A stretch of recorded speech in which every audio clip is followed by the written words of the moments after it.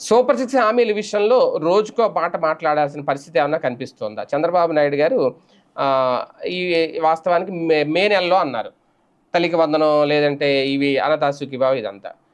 కానీ ఆ మే నెల అయిపోయింది, జూన్ అన్నారు. ఇప్పుడు జూన్ నెలలో కూడా ఇచ్చేలా లేరు పరిస్థితి అనేది. కానీ ఒక పక్క టీడీపీ మాత్రం లేదు లేదు జూన్ నెలలో ఇచ్చేస్తామంటుంది. కాకపోతే ఇక్కడ ఆదాయం పెరిగితేనే సంక్షేమం ఇస్తాం, సూపర్ సిక్స్ అమలు చేసే అవకాశం ఉంటుందని చంద్రబాబు నాయుడు మరోసారి చెప్పారట.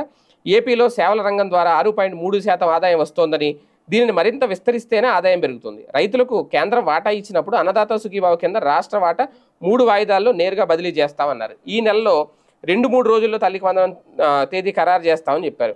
ఆగస్టు 15 నుంచి మహిళలకు ఉచిత బస్సు సౌకర్యం కల్పిస్తామన్నారు. రాష్ట్రంలోని 26 జిల్లాలు 175 నియోజకవర్గాల్లో ఏర్పాటు చేసిన విజన్ యాక్షన్ ప్లాన్ యూనిట్లను చంద్రబాబు ప్రారంభించిన నేపథ్యంలో ఈ వ్యాఖ్యలు చేశారు. అయితే ఇక్కడ కీలకమైన అంశం ఏంటి అంటే 2-3 రోజుల్లో ఎప్పుడు ఇచ్చేది డిసైడ్ చేస్తారట. అలాగని చెప్పి మరి స్కూళ్ళు ప్రారంభించే లోపు అయితే ఇవ్వాలి కాబట్టి ఈ నెలలోనే ఖచ్చితంగా ఇవ్వాలి. ఈ లోపల ఆదాయం పెరుగుతుందా, ఆదాయం పెంచుతారా, ఆదాయం పెరిగితేనే సూపర్ సిక్స్ హామీలు అమలు చేస్తాము అంటే ఇంకా ఎప్పుడు చేస్తారు అనేది ఇక్కడ కీలకం.